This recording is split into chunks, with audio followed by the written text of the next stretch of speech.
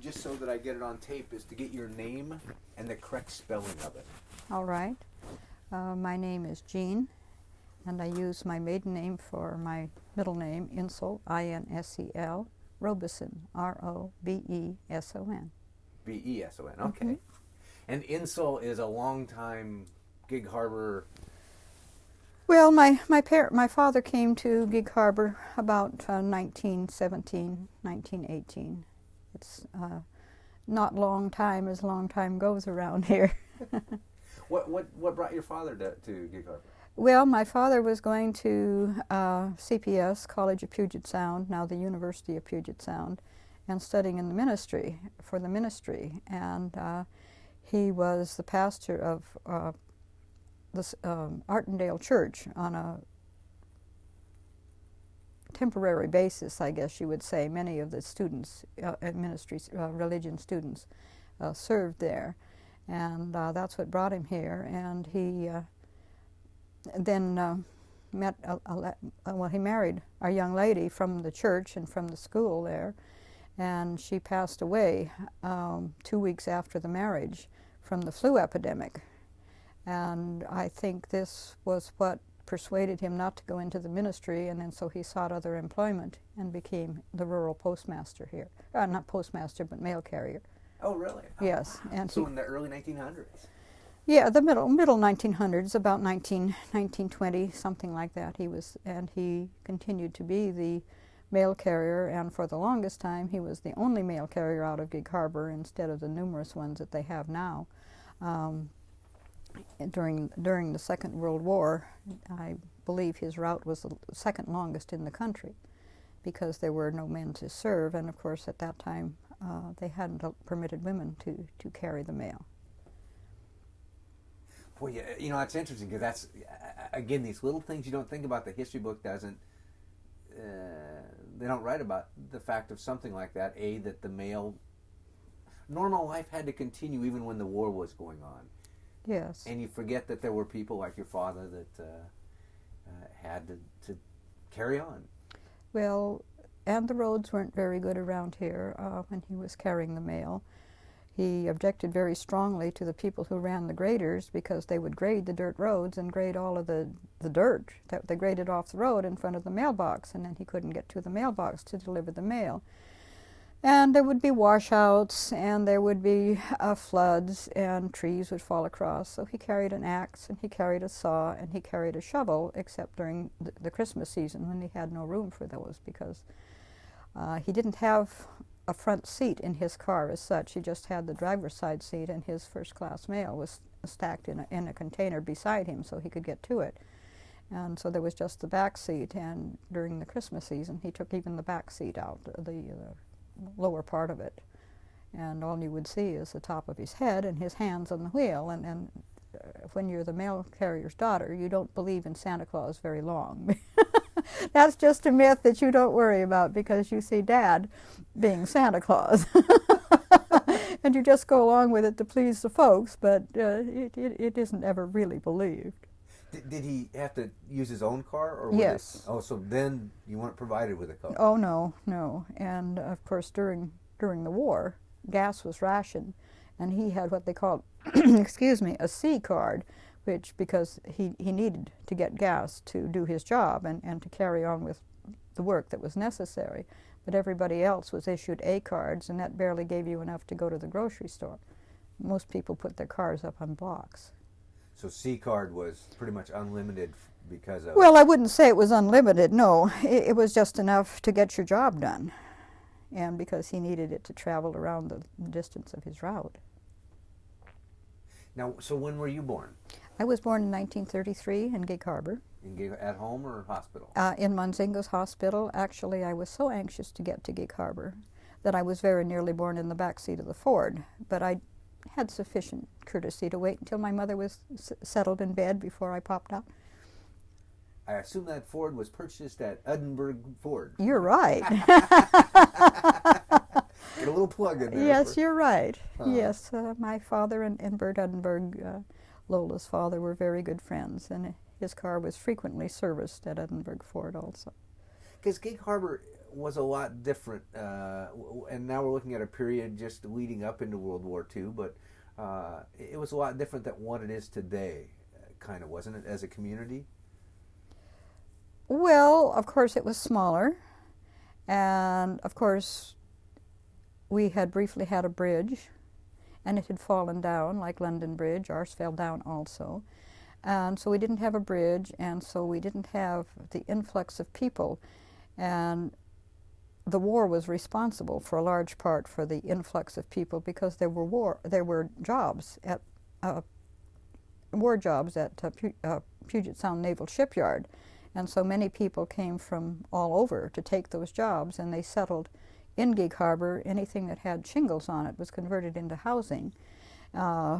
Across the street from my parents' home, there was this large chicken house that was no longer in use as a chicken house, and it was converted into apartments. And whenever it rained, it still smelled like wet chicken.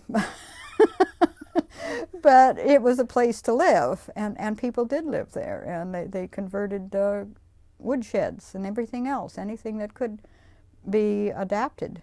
And my parents used to rent a bungalow out at Warren. It was a small community on Hales Pass in the summertime, and that was taken over by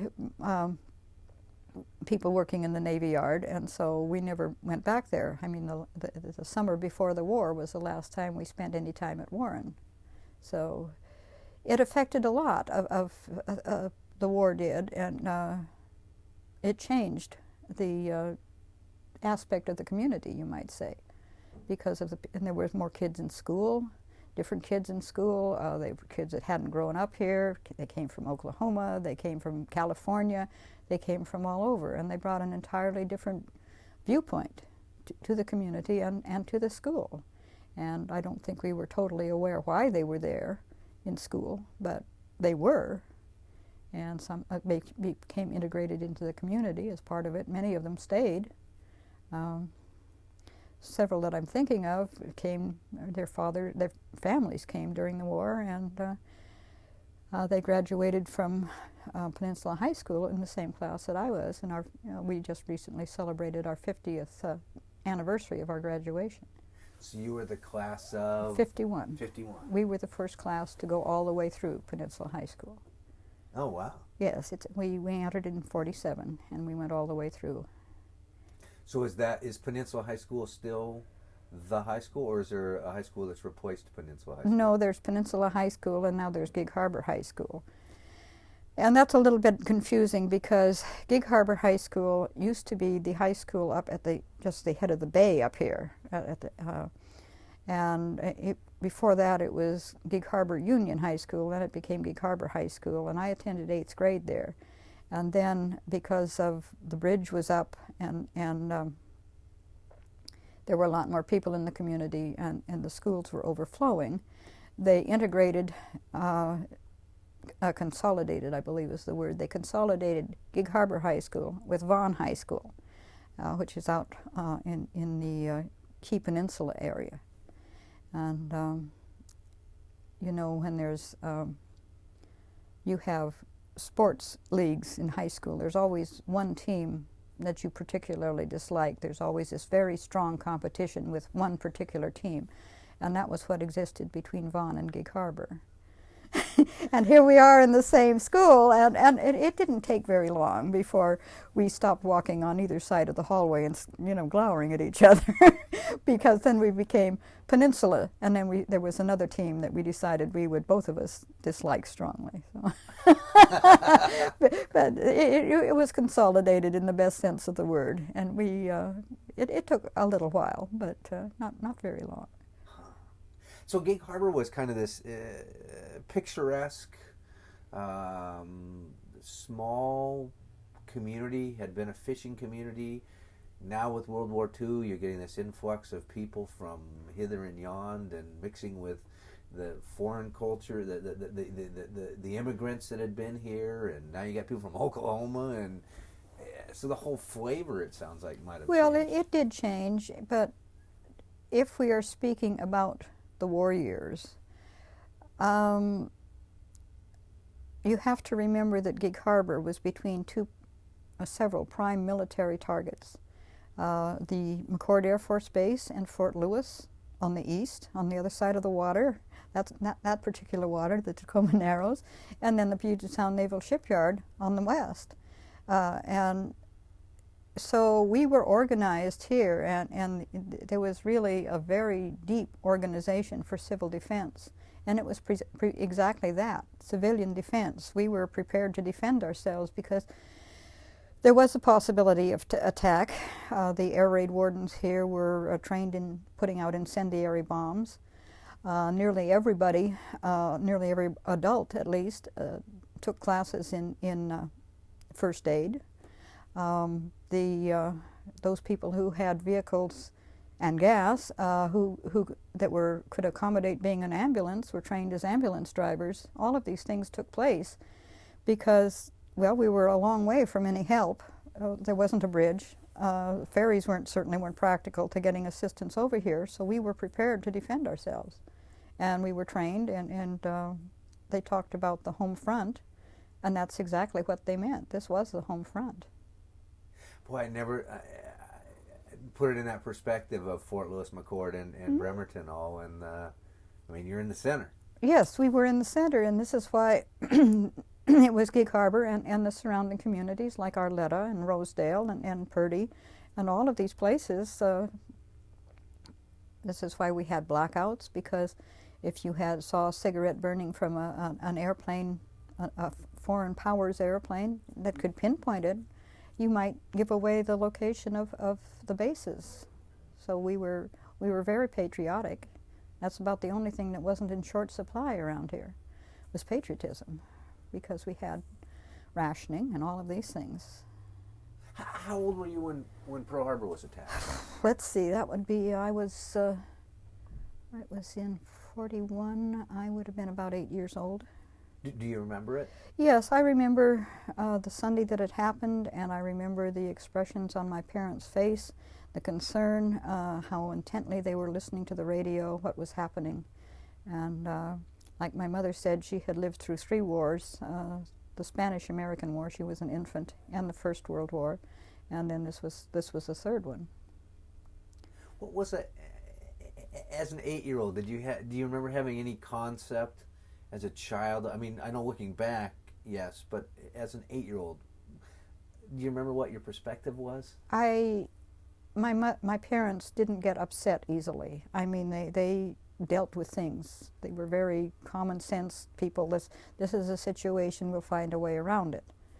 And the level of their intensity, their emotion at the time was, I think, what impressed me. I had no concept of what war was all about. I had no idea what bombing was all about, although as a community here, and some of the folks that lived in the harbor had, in Geek Harbor proper, had relatives that were in the areas that had been invaded by Germany, and you would go to the theater and see the newsreels, and you would feel their emotion when they saw what was happening in their homelands, and possibly to their friends or relatives. So we had a little bit of that beforehand, but as a child, it didn't affect me at that time. So you didn't face a fear that you're going to be attacked? Not at that time, and I'm not sure that it was ever a fear. It was just that these are the things that we needed to do. And it came later on during the war as the community began to use a word, perhaps mobilize for defense and know that this might happen. But I didn't really feel a fear as such. It was something that you have to do, and that it's being done, and this will take care of me. And I can play a part, and I can be part of the war effort. Now I know on Bainbridge there was a fairly large Japanese population. What about down here? Did you know any? No, not at that time. Yeah. Not at that time. Huh.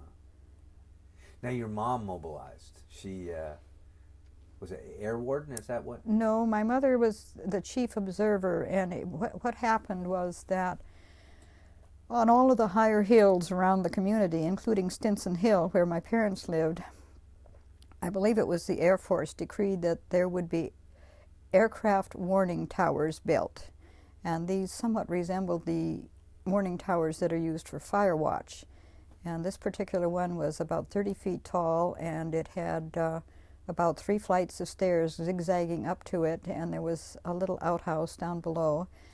And the adults in the community were mobilized to stand there, stand watches, and I believe they were 4 hours each, I'm not sure, but all of the folks that were the aircraft observers, excuse me, and this is a very rudimentary early warning system, were given training in airplane observation, and there were flashcards that showed the side view, the bottom view, and what they did was to stand watches up there, and they would observe planes that were coming, and they would then jot it down in a logbook, each plane that came over, and they included the information of what type of plane it was. And of course, everybody that stood a watch up there just hoped for the thrill of seeing a Japanese Zero, but fortunately we never did.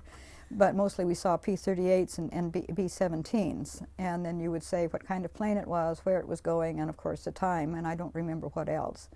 Then you would phone it into a central receiving area in Seattle, and they would take part in that. And they had training drills for this, and my mother got her post up and running in a matter of 2 minutes on one of the exercises that they had, for which she received a medal from the Air Force for her superior function in doing so. The gentleman who was responsible for this overall exercise and all of these was a gentleman by the name of Oscar Doolin. And he lived out in Arletta, and I know that there was an aircraft warning tower there. And I think it, from the descriptions I've read of it in the newspaper, it was somewhat better appointed than ours. But there was one incident where someone phoned in a dogfight that was going on between several American planes and some Zeros. And the Seattle Central phoned my mother and said, "What the dickens is going on around there? Is this truly happening?" And she said, "Well, not so I can see." And she went up there, and this was a young man who was standing watch and was bored, and he made it all up and phoned it in. So some things never change. I mean, today we have people that call in pranks, stuff like that, and here was... Well, of course, of course. And then when once in a while people couldn't make it and there was nobody else to go up there, and of course my mother had other things to do. She couldn't stand watch when people were missing. So my sister and I were occasionally sent up to stand someone's watch, someone who was missing. And we were probably 11 and 12 at the time. My sister Trillium was a year older than I. And it occurred to me just the other day that the safety of the free world was in the hands of an 11 and 12-year-old. Like I said, we never saw any Zeros, and certainly we never saw any Messerschmitts, although I think we were trained to recognize them, although how they would get here, well, I wouldn't know. Messerschmitts being a German airplane. But this was part of it, and there was another rather personal touch to the war for myself and my family. My mother was a local correspondent for the Tacoma paper, and her column and that of Ernie Pyle, the war correspondent, frequently appeared on the same page in the, I believe it was the Times, the newspaper at the time. And so we would always keep track of what was going on with the war in Europe through Ernie's column, and of course my mother's column when she wrote about the service people who came home on furloughs and so forth, and also if there was less pleasant news, that was reported in her column as well. But then Mr. Pyle was killed in Germany during the invasion of Italy, so that part of the war ceased. And I don't remember having air raid drills in school, but I think we must have. And my sister and I, because we lived a little way from school, were assigned to a family that lived right across the school where we would go in case of an emergency. And I remember going home with them once or twice, so there must have been a drill of some kind. What I do remember about school was that there was all sorts of drives going on here. There was metal drives. My father gave up his old Model T Ford for scrap. There were rubber drives, there were clothing drives, there was any sort of drive you can think of. And there were paper drives, and this was a function where the school children got involved. And I spent probably the better part of the 5th and 6th grade in the basement of Lincoln School, which is where the Church of Latter-day Saints is now, and sorting paper. And you sorted it out into several different categories, and then you bundled it up into bundles of certain size. And you sorted out the magazines, and you sorted out the glossies, and you separated it from the pulp. And the basement floor was cold, and you sat on it, but nevertheless, this was where we took part in the war effort, and we had a list posted up on what magazines and what papers and so forth went into what stack. And so you sorted that out, and then you tied it up in bundles, and someone must have carried it off, but I don't remember who did that. But then the other aspect of it was you needed string to tie it with. And when I was studying my spelling, I was given this wad of string that was all knotted and twisted together, and while I would be memorizing my spelling, muttering it to myself, I would be untying the string, so the string would be usable to tie the paper. And another thing that we did during the war years in school was to purchase saving stamps, and they were 10 cents each, or there were 25-cent ones, but we always got 10-centers.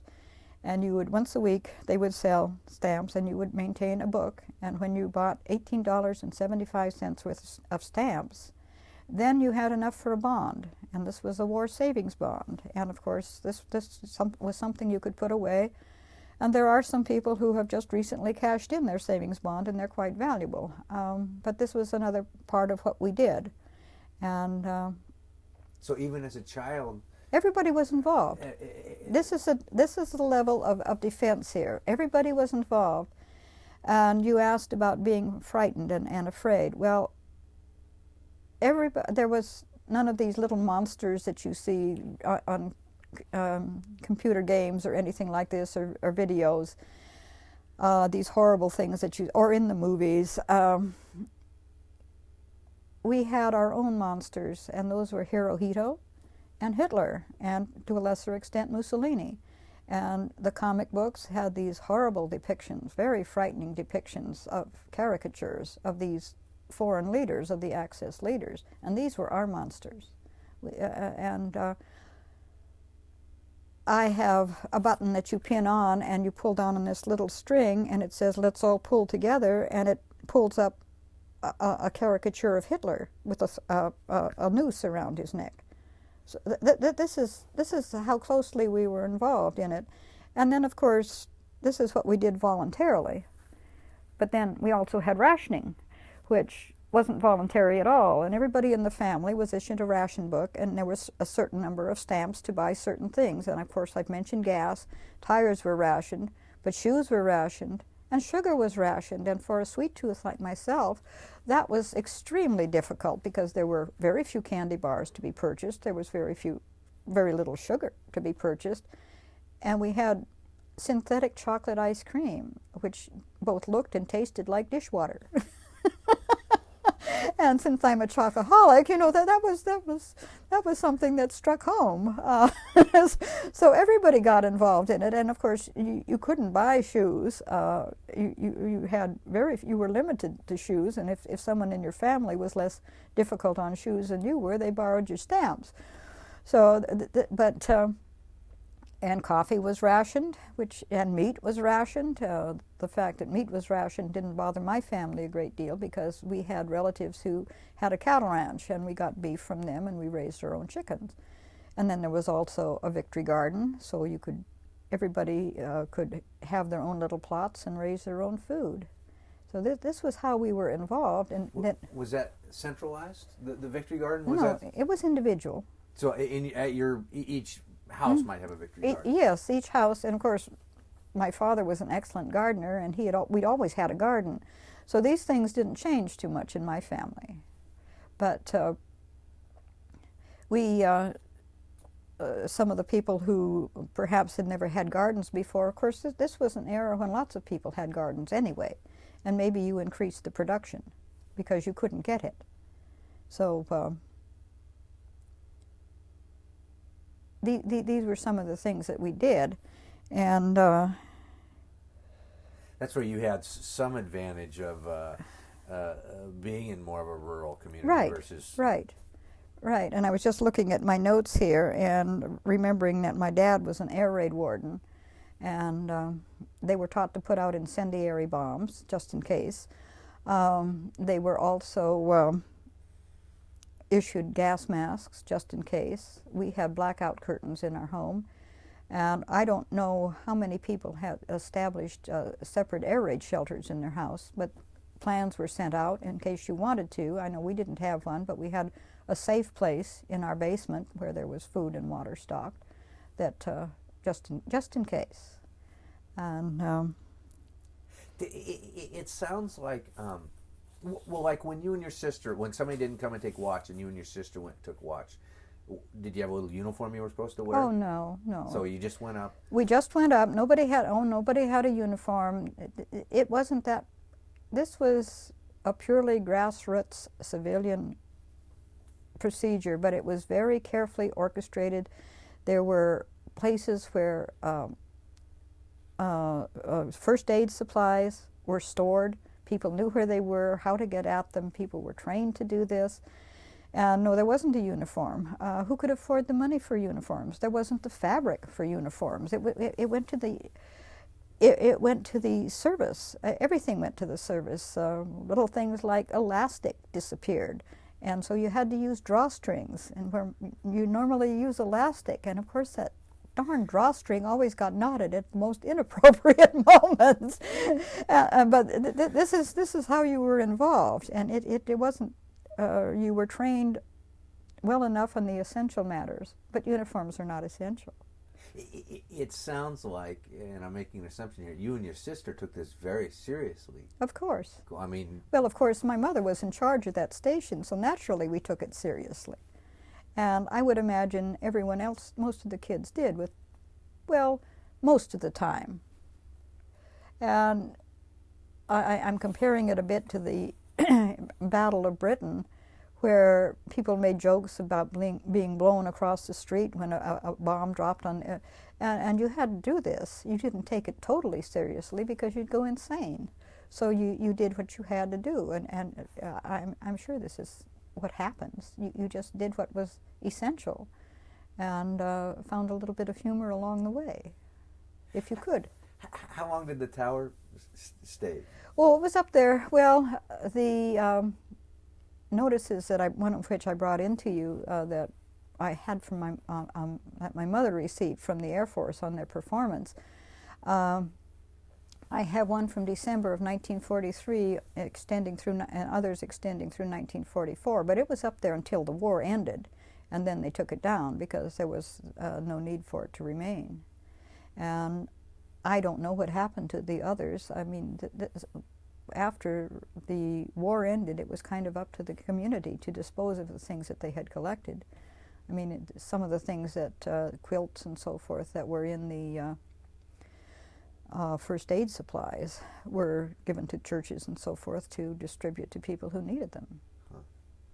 And the tower was taken down, and I remember that my father helped to take it down, and I don't remember what happened to the lumber. I suppose it was given to people, and the huge logs that supported it were sawed up probably for firewood, beating your swords into plowshares.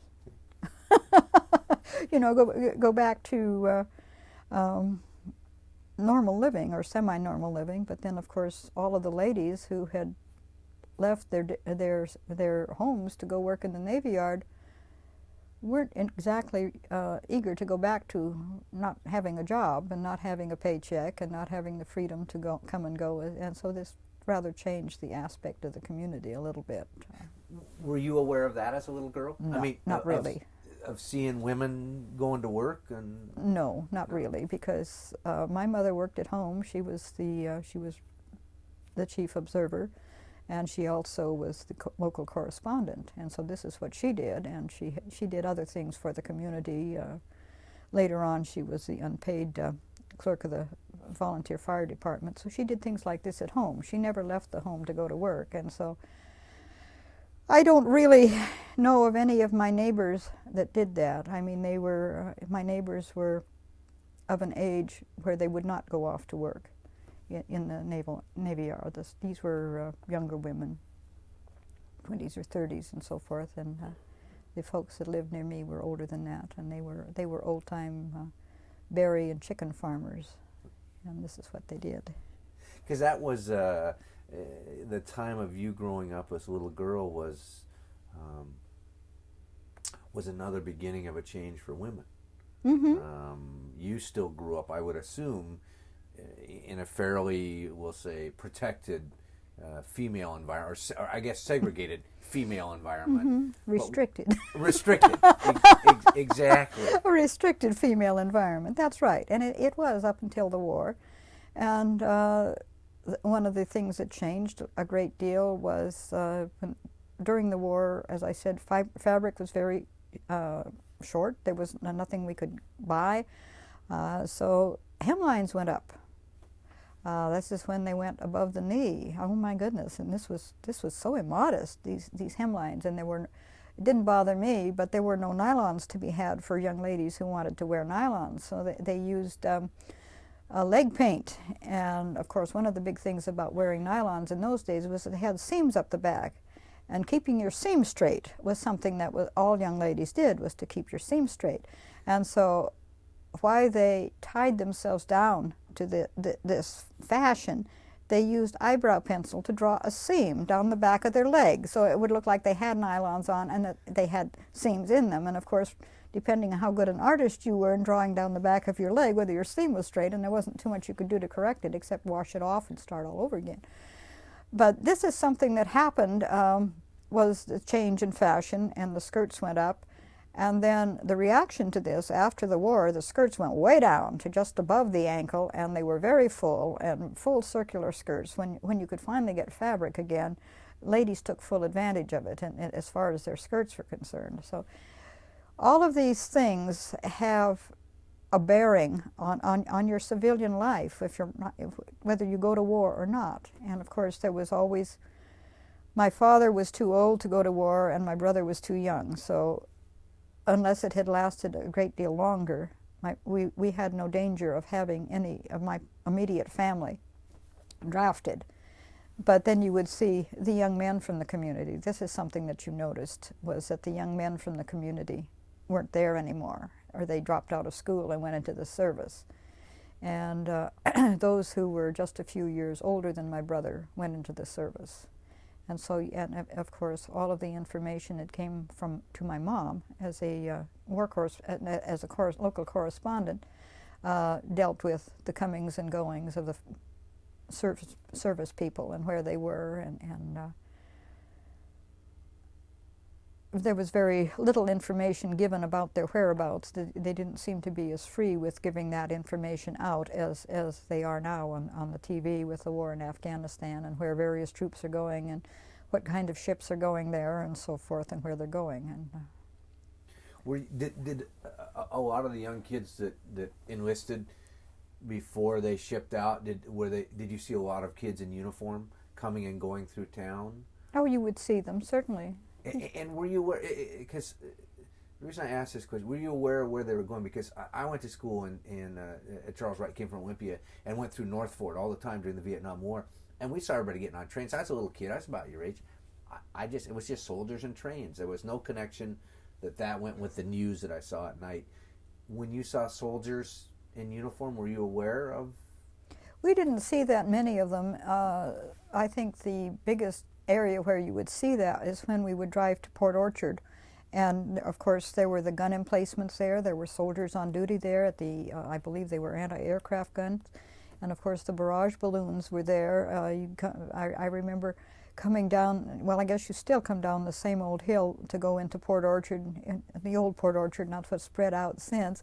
And the first thing you would see was the gun emplacement and the barrage balloons. And you would see the barrage balloons that would extend past the town of Port Orchard, and you'd look across the water and there would be barrage balloons certainly all over Bremerton, and was aware of this is something else that you thought about, because we are basically a maritime area, and there's always Puget Sound and the access to the ocean where you come in the straits. There were, I don't know where they put up the first submarine net or where they were attempting to head them off, but there were submarine nets all around the various waterways around Bremerton, so that they would be there. And this is, certainly there were lots and lots of sailors. I didn't get over to Tacoma very much to see the soldiers shipping out at that time. There just was very limited travel, so you were basically stuck here. But we occasionally would go up to Bremerton, and there would be the naval personnel as well as the military, more or less in Port Orchard, and certainly more in Bremerton than there was in Geek Harbor proper. A lot of white, a lot of swabbies. A lot of white and blue, yes, right. Was that impressive as a child to see? I mean, I've been back to Annapolis, and you see them, and it's wow. But well, these were just young men in uniform walking around in the streets, and it was impressive to see them with their helmets on in the gun emplacements. But I don't recall being impressed by it. Where were the gun emplacements? Do you remember one? Well, and my memory may be faulty, but I remember one just as you come into Port Orchard. Certainly I know that there were others up along the straits and so forth, but I really couldn't tell you, and I didn't get up there as a child. I didn't go to those areas. But anywhere that there might have been an attack come in, and of course how they decided that, I don't know. But I would imagine they felt that there might be incendiary bombs launched from submarines or something, or after all, we did manage later on in the war, managed to get an Air Force an airplane carrier to get a raid on Tokyo, Doolittle's raid, and I suppose they felt that the same thing could happen. Back this way. Yeah. What about the balloon? I mean, the balloons. I mean, was it just hundreds of them? Was it like a garden of balloons, or what? Just a few balloons here? Oh, there were masses of balloons, and I presume that I'm not quite sure what their purpose was. I presume it was to prevent low-flying planes, to entangle low-flying planes, and they were. This is a little bit of humor that we had. They were called Big Berthas, and my neighbor at that time was named Bertha, and she was a rather large woman. So you guess what she was called in the community. She was a lovely lady, but nevertheless, she was compared to a barrage balloon, which was probably most unfair. But and this was a family who had, I believe, well, maybe not. Maybe they were there before, but I was thinking they had perhaps come to take part of the war work. Did your classes change at all? I mean, did World War II become a part of the class teaching, or did teachers try to continue on? I don't recall that we studied anything about the war in classes. With the exception of doing the war work, which was outside of classes generally. I mean, you were excused from classwork if you could keep up your classwork and do this too. You did, and those of us who were in the basement for so many years had to do our regular classwork. We had to turn in our math and our spelling and so forth. But I don't recall that we had, say, maps of the progress of the war in Europe or in Japan in the classroom. I think they kept up with it generally the way it was. Now, did you, I mean, today you turn on the TV, like you said, and you can see where you can see them taking off to go wherever they're going. Mm-hmm. How did you get your news back then? Was it News Parade, the newsreels, or? Well, radio. That was about the only thing that was available, was radio. And so you listened to the news every night, and you got a newspaper. And there were newsreels at the movies, but I don't know how frequently. There was one theater in town, and I don't know how frequently the movie changed, so why would you wouldn't, and the newsreel would always be the same with the movie, so you wouldn't go to the theater to get your news. It was always the radio, and word of mouth from people who had folks overseas. Did you know of any families, kids that were lost that you knew? That There was, of course, my father being the mail carrier knew everyone, but I believe Harold Mitz, I'm not sure, but I believe he was the only one in the immediate area that was killed in action. And there was another gentleman that was captured. And I don't know of too many. Of course, many of them, I would really hate to say anything and be inaccurate. I assume if somebody was lost, they got a telegram versus the mail. Is that correct, or did your dad have some? My dad occasionally delivered telegrams.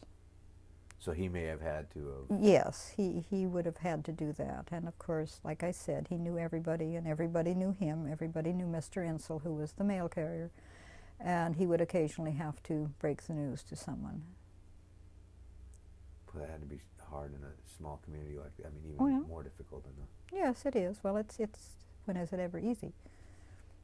Yeah. And of course, if someone is missing, then there's still hope, but you worry. And I realize that the Japanese are now our allies, but there were lots of stories of Japanese atrocities, and if they were missing in the Japanese theater, it was perhaps a little bit more difficult. So it was, and one of the ways that people showed who was in the service, all of the families who had people serving in the military had flags in their window.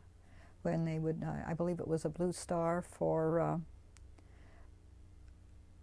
people who were actually in service, and then I believe they changed it to a gold star if someone had been killed in action. And I'm not sure that either exactly. I know that they had the banners in there, and the Presbyterian Church had a large banner as part of outside of their building, which had stars for each of the individuals in the service. I think there was over 30 stars. Again, I'm not too sure of this. Yeah, but I mean they... But they did. For their full congregation. Right. Yeah. Not only for the congregation, but for anyone in the community. Oh, wow. And they maintained an ongoing list of persons who were in the service and just their names of everyone in the community. Is there a certain aspect of life that could get back to being normal, or did World War II, during World War II, change life as a whole? I mean, I think of things like Christmas and, holidays, the average everyday stuff. Did it change? I don't think that it did too much, not in my family. And I suppose if you had someone who was in the service and who was gone or who was injured and came back, or who had, well, they used to call it battle fatigue or something like that. If you had someone in the service who had this experience and they came back radically changed because of their experience, it might have changed your family, and certainly it would have changed. Well, my brother was a 30-year man, but he was never in combat. He was he entered the service after the war was over. But the things that my mother did, like she prepared candy and sent it to him when he was stationed in Korea, and cookies, and he would say, yes, the divinity arrived and the fudge arrived, and yes, it had become part of the wax paper, so he ate it, wax paper and all. And the letters and the things that you would try to do, and it isn't like the servicemen now where they're able to get email and they're able to get pictures of their newborn babies. So often they didn't get any mail, and so often the people here didn't get any mail. And you never knew what happened, and they could be gone for 4 years. And when this is, and for the young ladies who were somewhat older than I, having a lack of men, there was this song, they're either too young or too old. There was nobody to date. And for young wives, although there wasn't much temptation because there wasn't much to be tempted with, your husband was gone. And this was part of it. And I'm sure in this respect, the young men came home, but they were no longer young men. They weren't boys. They had been changed by the war in many instances. And I think this might have made a difference as far as, well, now we're celebrating Christmas and our son is home, or our husband is home. And I'm sure this must have made a difference in the community to those people who had service people. Or our daughter is home, actually, as far as the Edinburghs were concerned, where they had two daughters. And the Alvesteads, where she was the Murray at the time, but she was overseas. She was in India, but she was part of the Over the Hump and the Burma Road operation. I mean, that's as you start to wind the war up, and everybody's coming home, like you said. All of a sudden, these women that had taken on roles at home, and like you said, for a couple reasons, good money coming out of depression. Now there's these jobs, and then with the jobs became, well, this is kind of nice having a little independence, and but then all of a sudden the war was over, and thank you very much. Well, the women, it's nice to hear about Rosie the Riveter and all of the good things that the women did, but you read a little bit about it, the women weren't paid as well as the men on the jobs even then, or maybe that was the start of it. And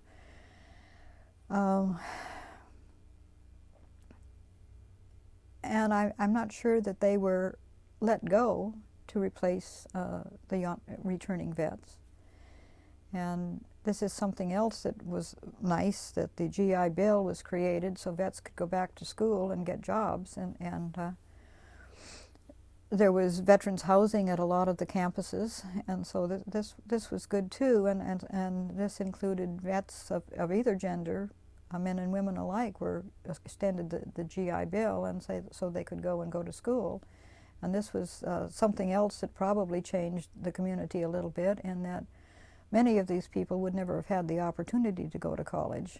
And all of a sudden they lived here and they were able to go to college. I don't know how many of them did, but perhaps it raised the education level in the community.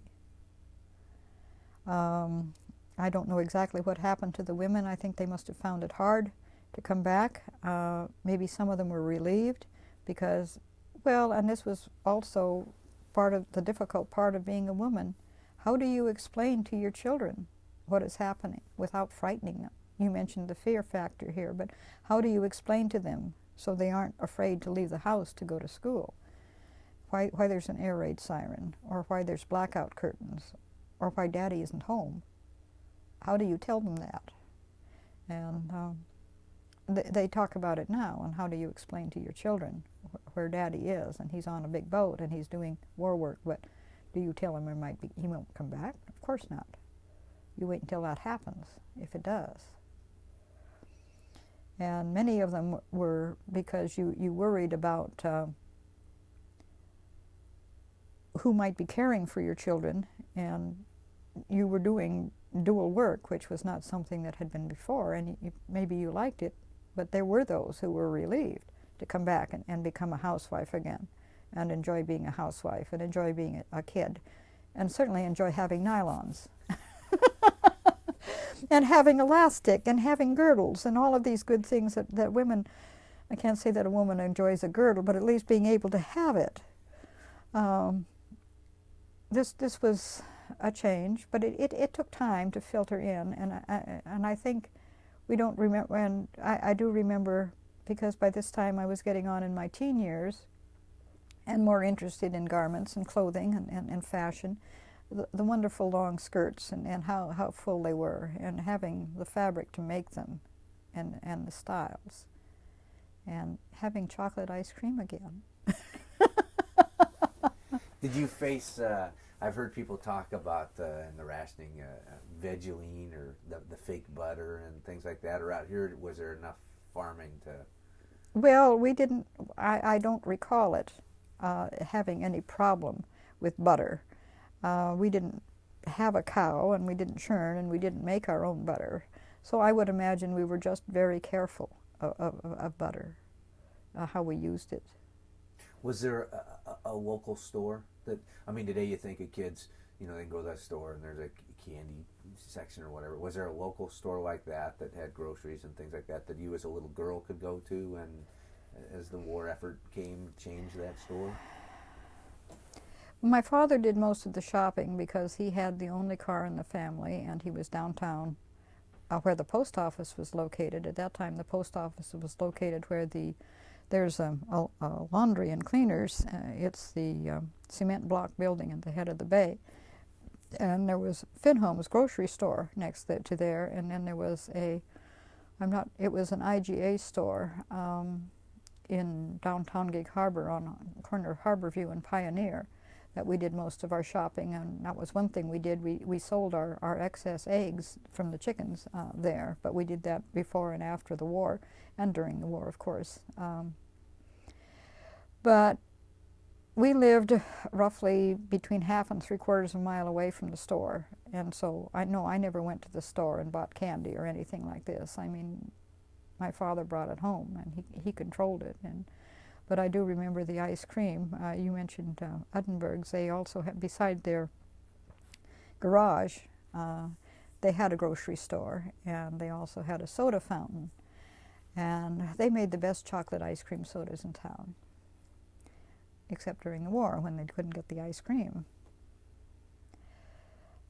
But I do remember there was a small store out in the Shore Acres area, and I had gone to visit a friend over there, and this lady had got a very small shipment of candy bars, and I bought one for myself, and I wanted to get another one, and she said, "But you've got one," and I said, "Well, can I get one to take home to my sister?" And she knew that I had a sister, so she sold it to me, but she wasn't going to. I mean, she was going to exert her own form of rationing, so the one to a customer. In other words, you've got yours, and that's all you get. But she did allow, and my sister was very glad to receive it. So it did get home to your sister. Yes, it was a temptation, I'll tell you. I got this in my hand, and oh, she'll never know, you know.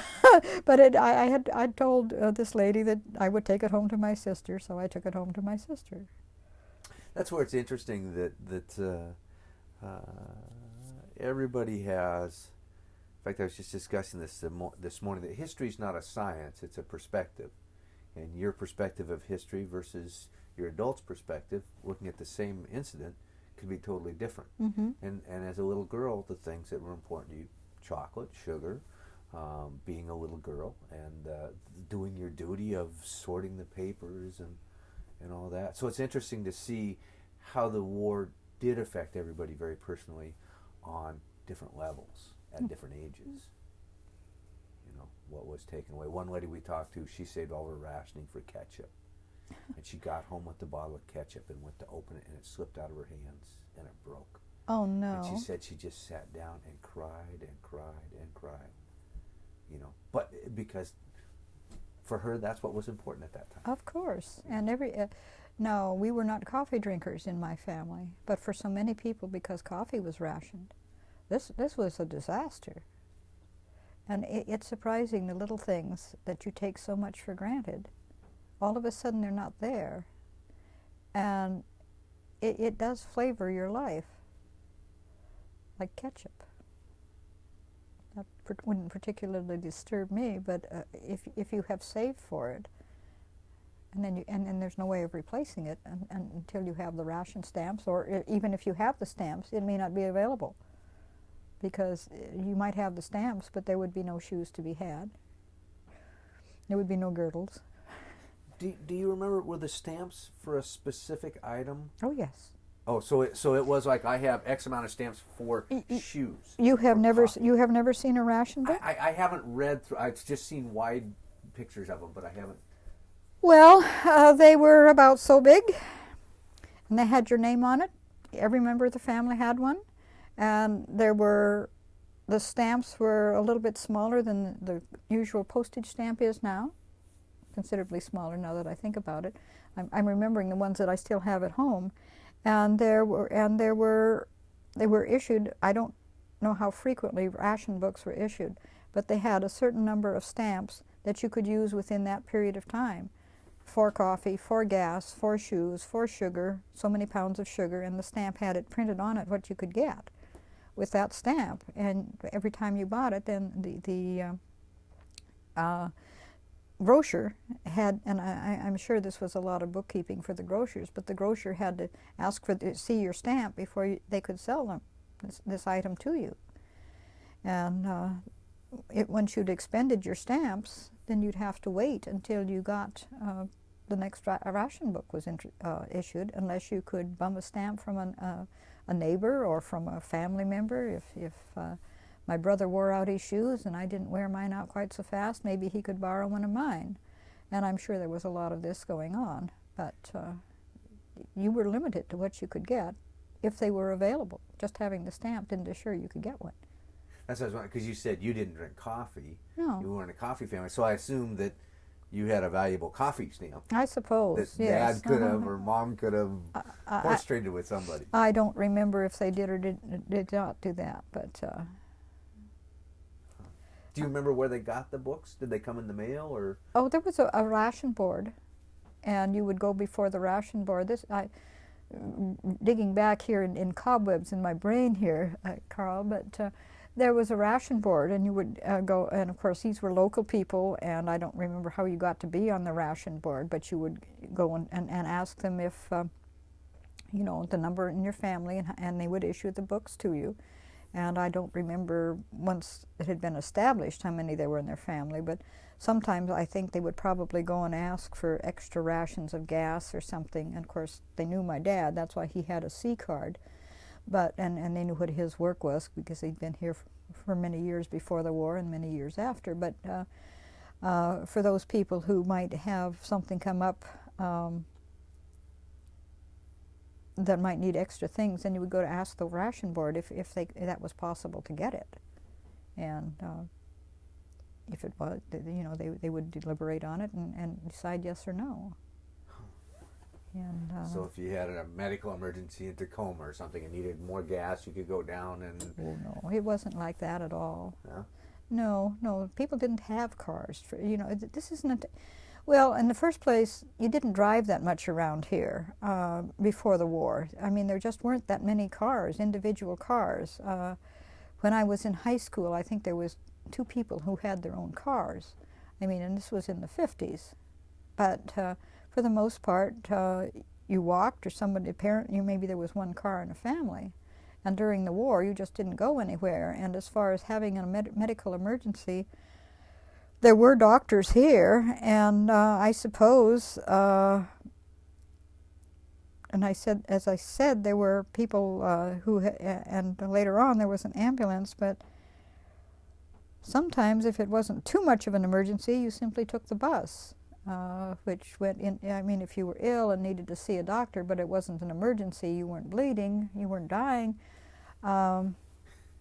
you took the bus, and sometimes you probably had a contagious disease and shared it with everybody on the bus, but that's the way you got back and forth here, and the bus went across on the ferry.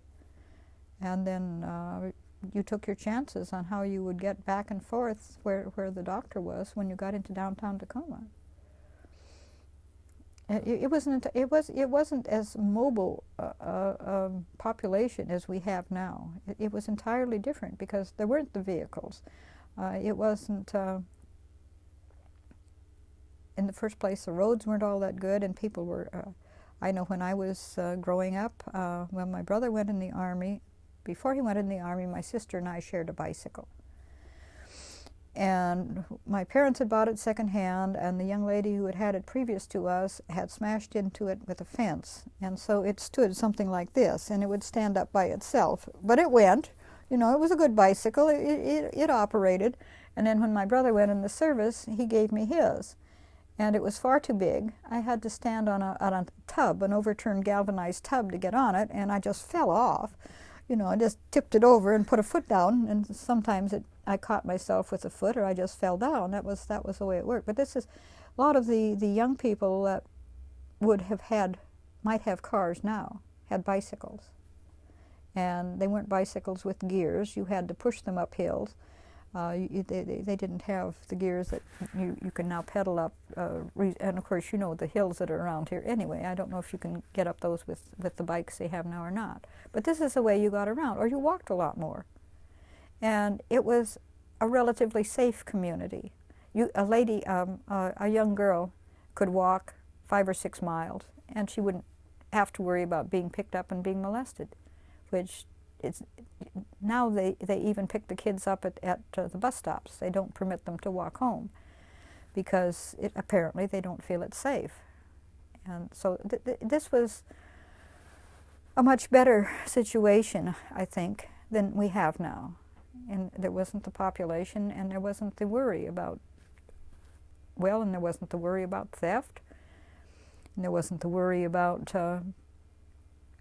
being injured or molested in any way. So it was different. Do you remember hearing that the war was over? Because now you're, what, 13, 14 years old? I remember hearing about it, but I don't remember any particular celebration. I think in my family, at least, it was primarily relief, because now my brother would not have to serve. He would not be drafted. And so I think this was, and I really don't remember too much about the situation. We took down the blackout curtains, and of course it was a year or so before the watchtower came down, and I don't remember if there was any reaction of my parents, I don't recall it, to the dropping of the atom bomb. I don't think anybody realized the horrendous implications from that, other than the fact that we're not going to send our troops in to invade Japan. We're not going to have all of these young men die on the beaches, because we had gone through the Pacific War, and we had seen the battles of Okinawa and the battles of Iwo Jima, and the number of young men that died. And there was just relief that this was not going to happen. And then, of course, everybody was feeling their way through the results of the atom bomb.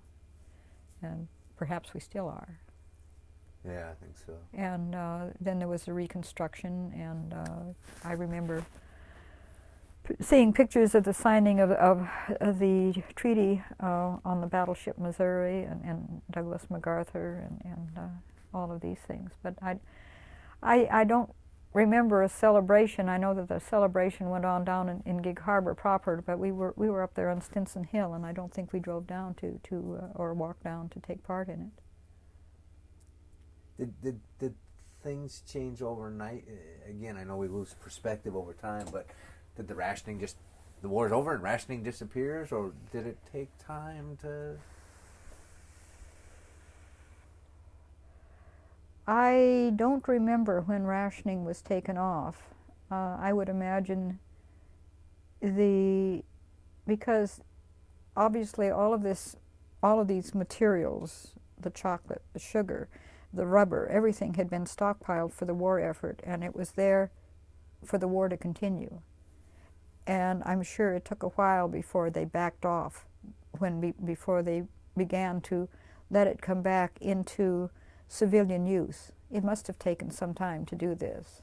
I know the fashions didn't change for about a year or so, and then because then the fabric was available to make the longer skirts.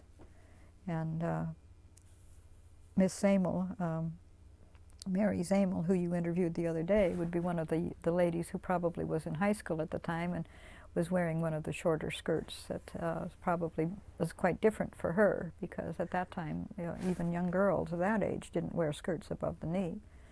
That was immodest. I gotta switch tapes here just a second.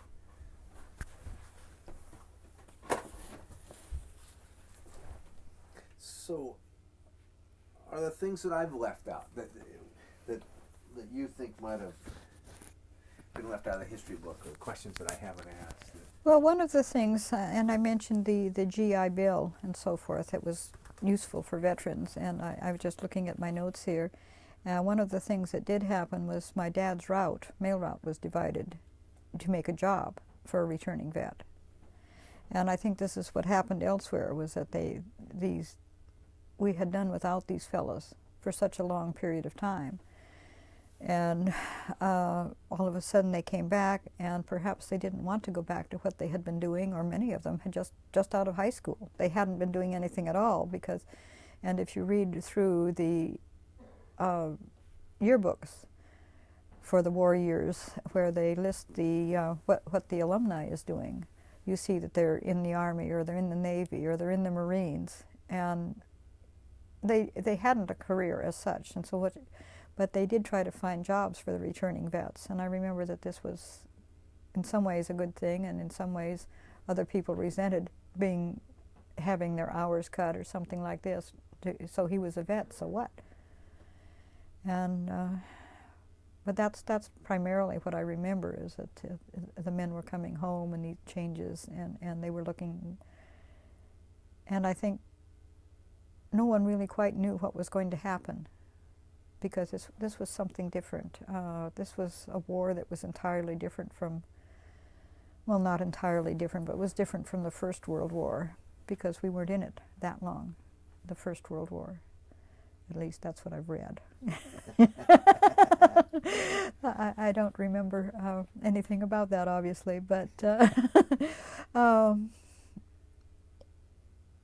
and again, I think this is something that you just see happening, and it doesn't, I feel that I must be awfully dense, because I don't think it made a great impression on me. It was just something that was occurring, and you went with the flow, and you did what you had to do. You went to school, and you enjoyed the fashions, but we had no one specific coming home in our family, and there was no one specific coming home in our immediate neighborhood. And as I remember, none of my friends, immediate family or friends, had folks that were coming home that would make a large impact on my life. See, and that's where, again, the perspective's interesting, because, you know, you read a lot of accounts, and they make it sound like everybody in America was affected exactly the same. Oh, Pearl Harbor happened, and they became patriotic. The war was in it, and they were patriotic, and they were ready to rebuild the country. Where some people, if you lived in Kansas, it didn't affect your life. No. You know, and for you as a young girl, it affected you different, and you didn't have family members in there, and I had a very good friend when I was grown. I had a very good friend from Indiana, and I was talking about what happened in the war years, and she just looked at me. You're nuts. Nothing like that happened in Indiana. I'm sure there were war drives. And it probably sold saving stamps, and the movie stars maybe the movie stars didn't get to Indiana to sell saving stamps and war bonds and all of these things, and to support the war effort. I do remember when President Roosevelt came through here, and the flags flying, and of course he had to come across on the ferry just like everybody else. There was no helicopters and Air Force One to fly him into McCord or anything like this, but I remember the car going by with masses of state patrolmen and the flags flying on the car. And he was going to Bremerton. He was just passing through here. There was no other way to go, so he had to come through Geek Harbor, but he was on his way to Bremerton. And I don't remember what year that was. I just remember the occurrence. So people lined the road for it, or? Well, there isn't much room to line the road. You know, you'd have to stand in the ditch unless you were immediate in downtown Geek Harbor. But the road around Clay Hill fell in frequently into the harbor, and they eventually cut it back to where it is now, so it wouldn't fall in anymore. But roads were not as they used to be. There weren't many roads. I don't remember when they paved the road up Stinson Hill, but it used to be a logging road. It used to be a skid road. When they logged the logs up on top of the hill, this was lined with boards, and they got the logs started and greased the boards, and then they get the logs started up there, and they go swishing down there and drop into the water. And even when I was in grade school, I know the road was still a dirt road, and some of the skids would occasionally rot out, and there would be great big holes form in the road. But I mean, this is in my lifetime. I remember that, and And I have no idea when they finally paved that, when they put blacktop on it.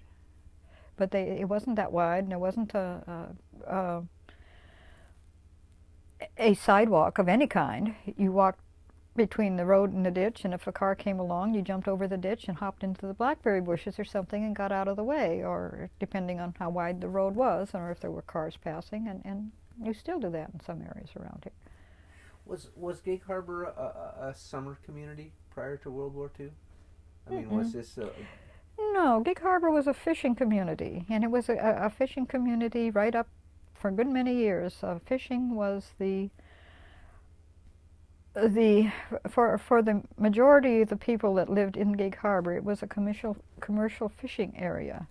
And outside of that, it was a farming area. There was the farming, all of my neighbors had chickens for the longest period of time when I was a child, and I would remember going with this lady neighbor and going into the chicken house to feed the chickens, and they were white leghorns and they were flighty, and you'd open the door and they'd fly shrieking across the chicken house, and you'd think, well, you silly things, were coming in to feed you, you know, and we're friends, don't do this.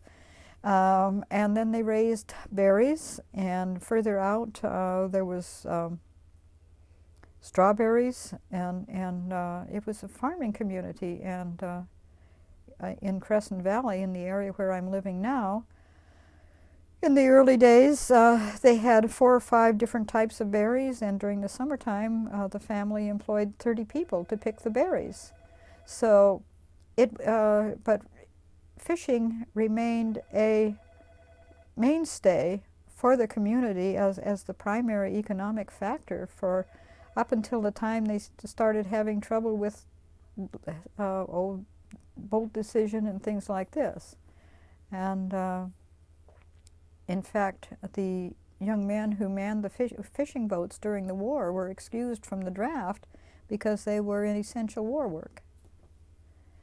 So they continued to fish and provide food for the nation, and also a good economy for the community right during the war. And so there was some discussion about it in the paper because some of the other people whose sons had to go overseas objected, as of course there always is some dissension.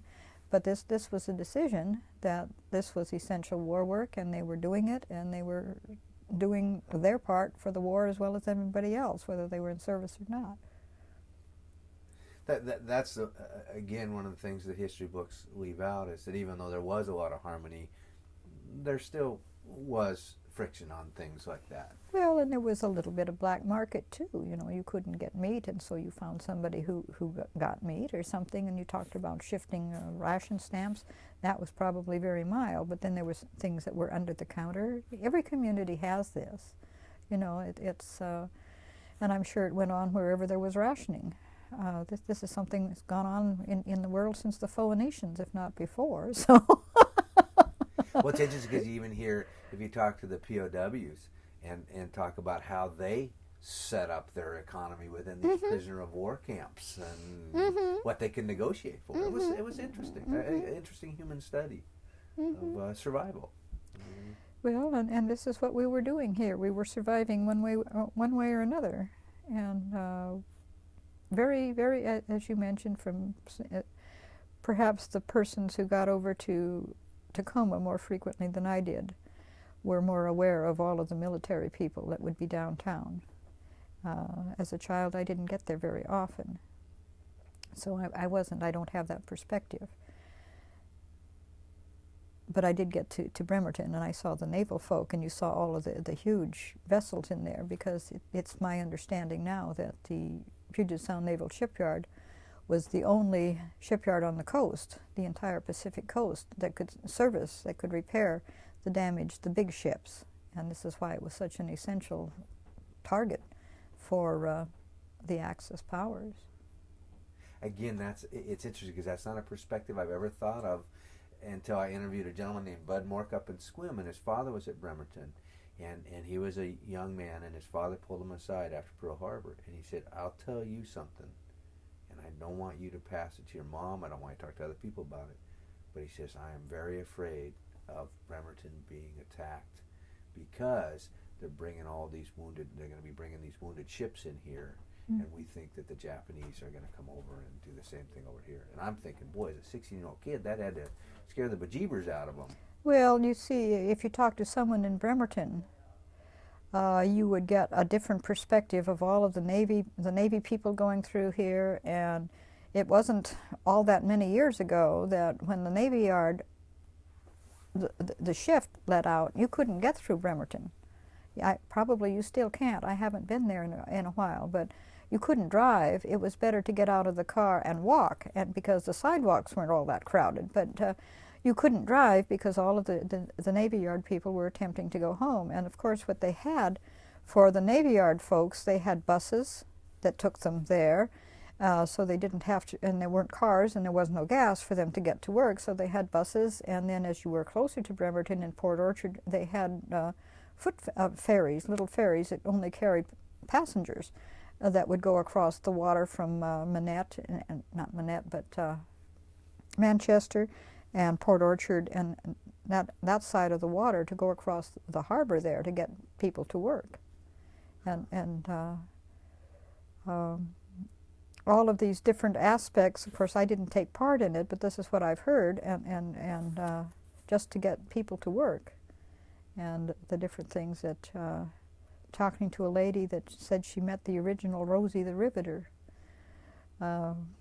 First time she ever knew an actual Rosie the Riveter, a woman who had been a riveter during the Second World War.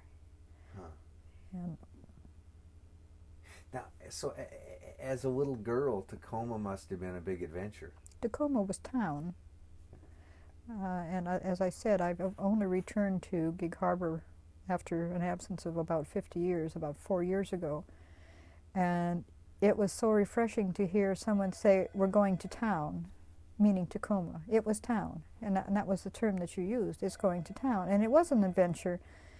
And when I was a child and we were staying there at the little bungalow on Hales Pass, one of the last remaining vessels of the Mosquito Fleet was still plying down there, and of course, and there was a dock at Warren, and they loaded on Mr. Warren's tomatoes and his fruit and produce that went into Tacoma to be sold. And where it went exactly, I don't know, but there was a dock that had a shed on it, and where the name of the vessel was the Arcadia, and it offloaded things and stayed in the shed until people came in to pick it up.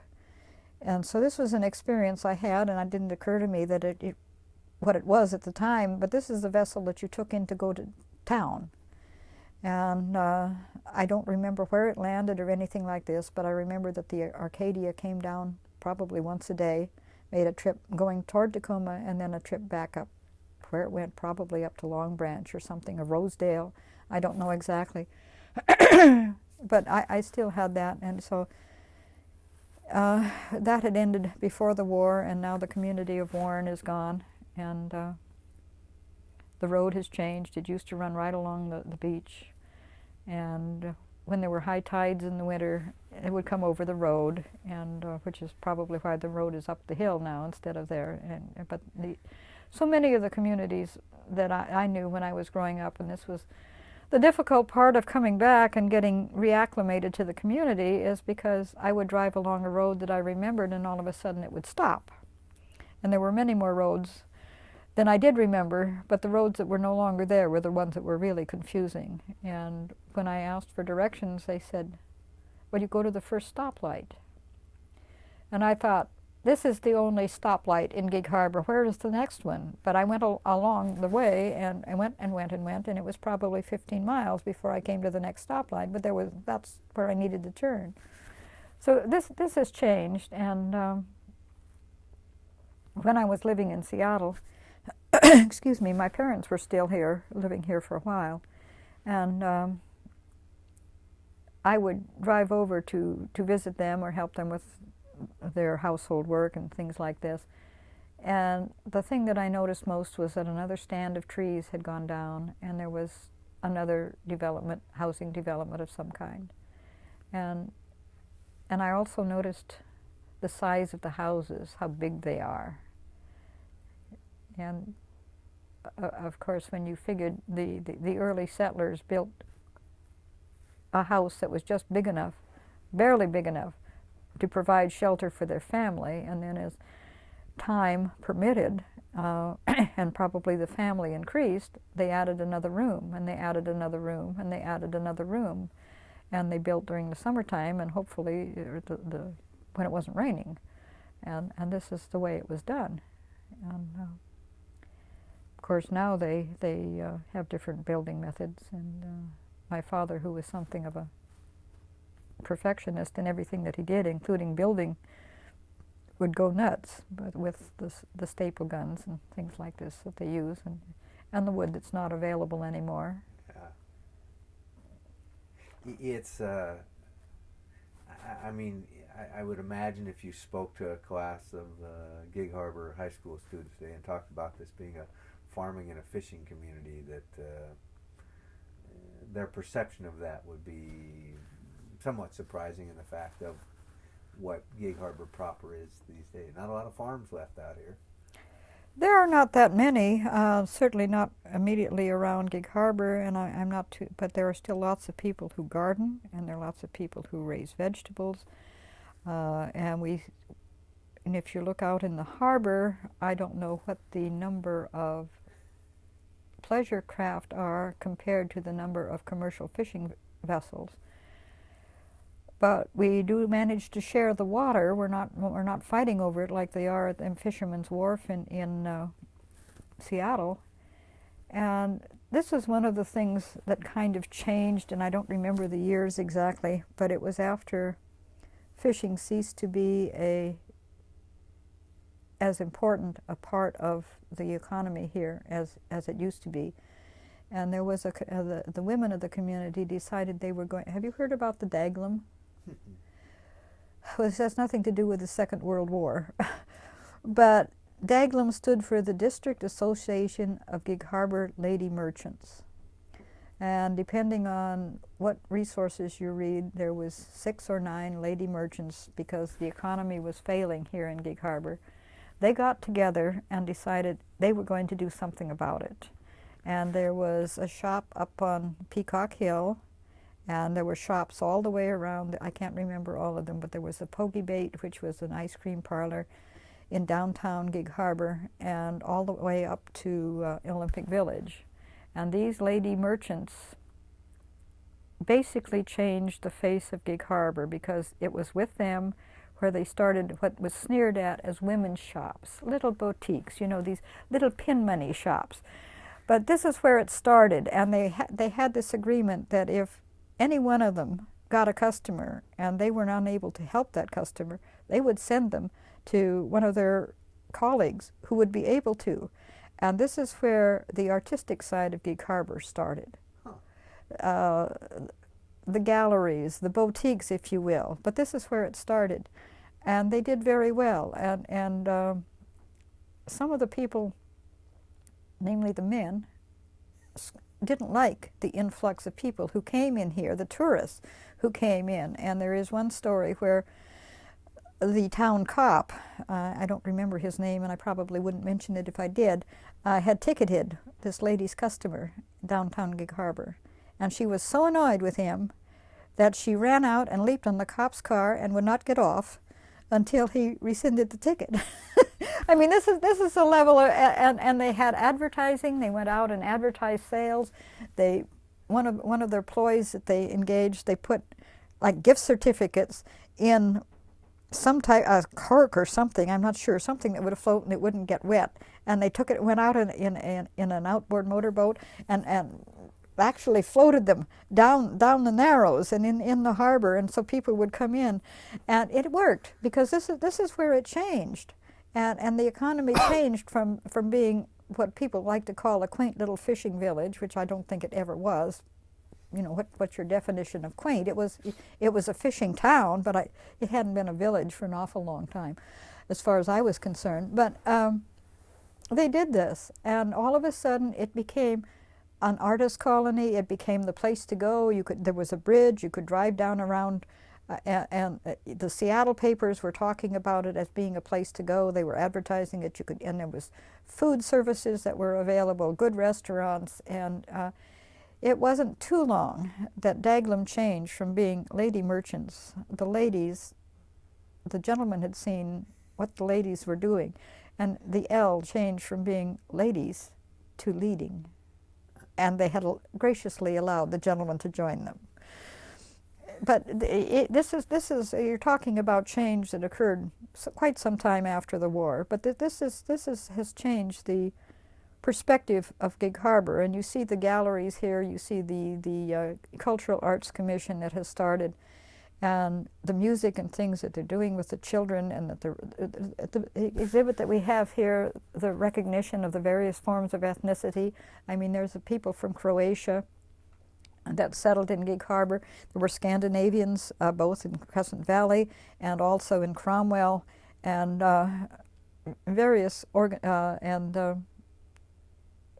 there was a certain amount of competition between the various ethnic groups, even during the early days, because when they wanted to have a celebration or they wanted to have entertainment, one of the things that they had was tugs of war.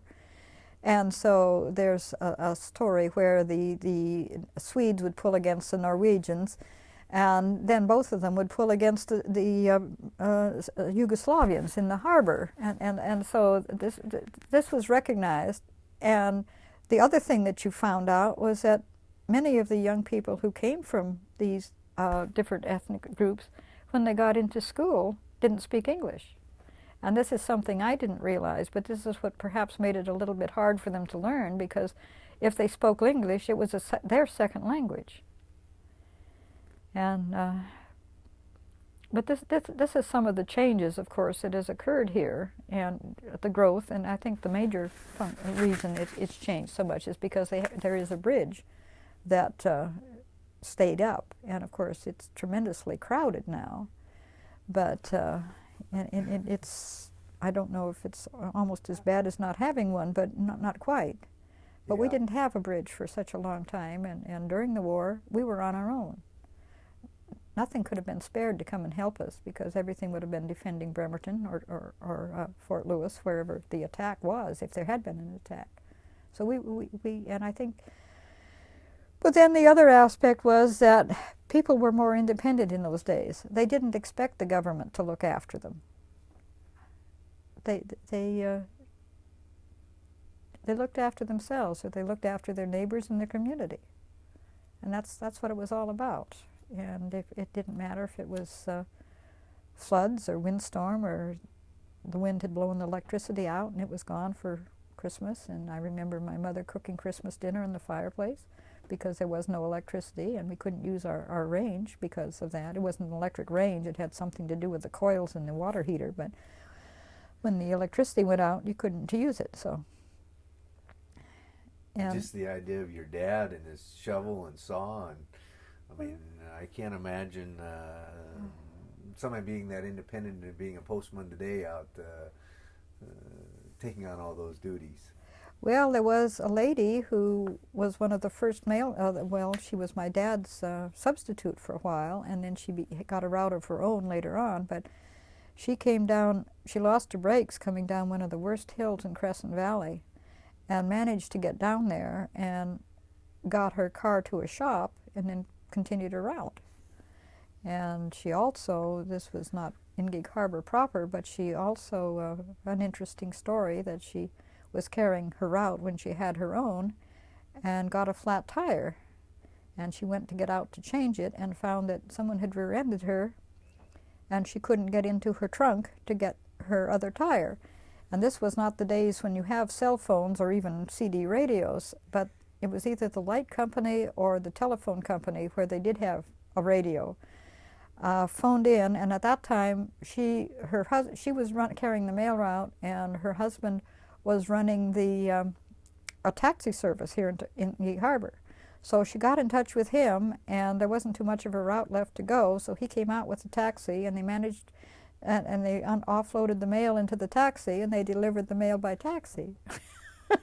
I mean, this is an example of how people managed, because they had to.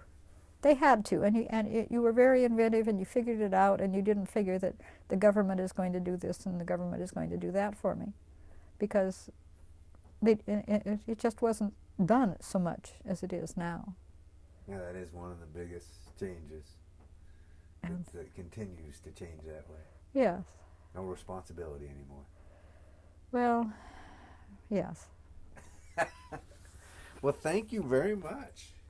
I appreciate you coming in and sharing. Let me get you on mic here.